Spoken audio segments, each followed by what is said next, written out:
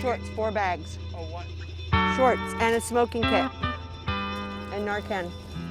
Life is rough right now, and people, many of us, one paycheck away from being on the streets, and it's really hard out there to exit homelessness, and so our goal is to continue to fight for that change and to do something different. Tara Stamos-Bisig is at a homeless encampment today in the Point Loma neighborhood of San Diego, handing out safe smoking and injecting supplies. You can call that number and somebody like myself will stay on the phone with you while you use, and if you do not respond, we call the paramedics so that you don't have to die just because you're using substances alone.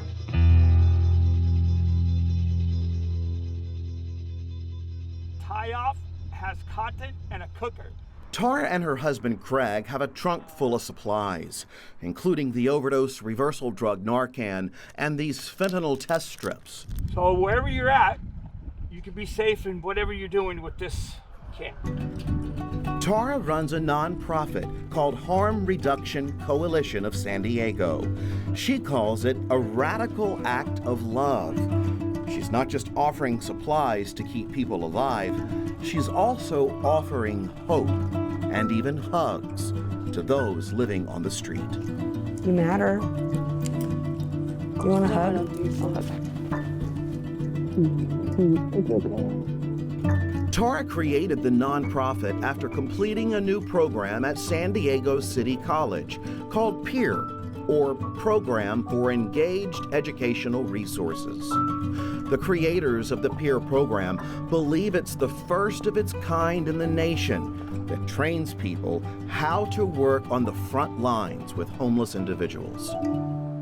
I enrolled as a person with lived experience. I'm a former person who used to use substances chaotically. I've struggled with homelessness myself. I supported my drug habit doing a lot of things. I've been impacted by the criminal justice system. I've been to prison. I've been impacted by the child welfare system. I have a lot of different lived experiences, and I had made the decision a long time ago to turn all that pain into some sort of purpose. Hey, hey, Chief. They're the syringe people. The syringe exchange. What you gonna do? So, yeah, we're gonna park right up here. All right, I'll meet you guys over there. All right. All right. Yep. Thank you for your guys' service. Yep. You're welcome. Over the past decade, San Diego has been somewhere in the top 7 to 4 cities in the country as far as homeless population is concerned, whether sheltered or unsheltered. So there's a significant need for resources and a response to that here. The San Diego Housing Commission partnered with San Diego City College to create the PEER program. They saw too many jobs going unfilled at places like homeless shelters and agencies in San Diego, and wanted a qualified pipeline of workers to fill them. So when we reached out to City College, it was for a number of reasons. City College serves a really diverse population, and it's also at a community college level, it's very accessible because it's affordable. So, and another thing that I think is really critical is that sometimes folks who have experienced homelessness or that homelessness system themselves are the best to turn around and work in that field. People like Tara, whose nonprofit grew quicker than she ever imagined. It's already served 2,500 homeless individuals in less than a year. I do this work because I came from that space and I remember what it feels like to be forgotten and looked past, and knowing deep inside that I did matter. I personally haven't had to use Narcan. However, I've saved more than a couple lives that they would have passed away had I not been on scene. Langston tells us he used to work as an EMT, but ended up homeless after losing his house, his car, and his dad, all in a short period of time. I think what means a lot is just knowing that there's somebody out there who cares, and allowing that to give hope to maybe recovering and getting back to a level of just kind of getting a life together.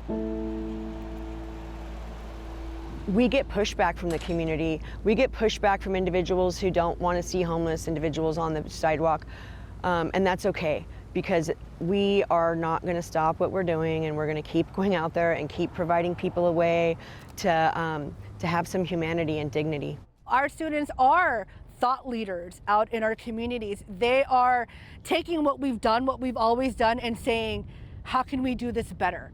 How can we challenge ourselves, our systems, our organizations, our service providers to think differently? How are we empowering our community members to really become independent and self-sufficient? Professor Corinne Macapugai says she was stunned by the amount of interest in the peer program from students and even other cities. They're contacting us saying, hey, we're seeing this in our city too. What are you doing to address it? Employers, too, are taking notice. Father Joe's Villages is one of the largest shelter providers in San Diego and offers comprehensive services for the homeless. The work that we do is really hard work. It's rewarding work, but it's really hard work. The curriculum being taught through the peer program helps an agency like Father Joe's Villages because we owe it to our clients to make sure that we have top-notch staff that are prepared and trained and empathetic to the circumstances that a client may be experiencing. Well, we're here to support you as much as we can. Diane Ritchie enrolled in the peer program while a student at San Diego City College. She's now a case manager at Father Joe's Villages, helping clients find housing and income.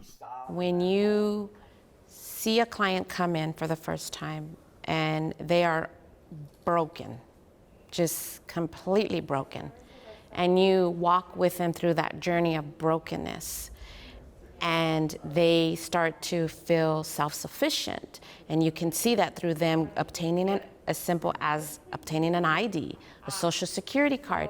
Then they go look for work. They start having a savings. They start finding this self-confidence. And so when you see that from the brokenness and you start to see them heal, for me, that's rewarding. Diane says she approaches every client from a place of understanding, having once walked in their shoes. I myself was homeless as a child. I grew up in a home where my parents suffered from substance abuse, and there was a lot of violence in the home, so I ended up homeless. And I just remember thinking, like, why didn't anyone help our family? And when I became an adult, I said, one day I want to be able to help people. Taking all this experience, right, and giving it a meaning, you know, that no mud, no lotus. Well, right now, if you honor the space of being in the mud, you know, like I'm in the yuck. This is where I'm learning some things that I need to take with me to further my journey to help humanity. Maybe you had to come out here. When I see our students move on, fulfill their goals, fulfill their dreams, but more importantly, see themselves as change agents in our communities. And when I see them out there doing great work and making an impact on our San Diego region, to me, as an instructor, that's a dream come true.